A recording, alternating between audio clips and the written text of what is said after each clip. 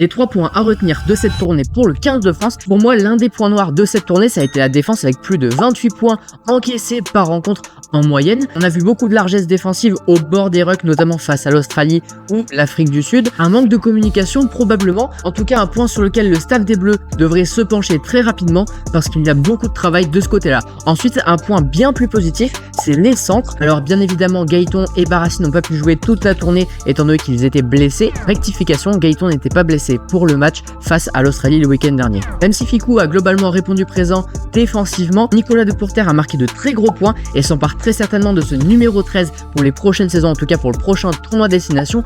Hâte de revoir le retour de Yoram Moefana, mais Calvin Gourg également a certainement marqué des points sur son entrée, à voir s'il est capable de réitérer ses minutes disputées face à l'Australie sur plus de temps de jeu. Mais entre Moefana et Gourg, en sachant qu'également Barassi peut jouer 12, on est vraiment gâté au poste de centre. Et puis ça concerne indirectement le 15 de France, c'est la performance de l'Angleterre sur l'ensemble de cette tournée. 3 matchs, 3 victoires, terminé l'année avec 10 victoires en 11 matchs. On sent que Steve Borthwick a vraiment consolidé son équipe cette année et il va falloir compter sur eux pour la Coupe du Monde en 2027, mais tout d'abord pour le prochain tournoi destination l'année prochaine. Évidemment, ils n'ont pas joué une équipe comme l'Afrique du Sud, mais le principal concurrent de l'équipe de France pour le prochain tournoi destination, à mon avis, c'est l'Angleterre. Et vous, qu'est-ce que vous avez pensé de cette tournée internationale pour le 15 de France ?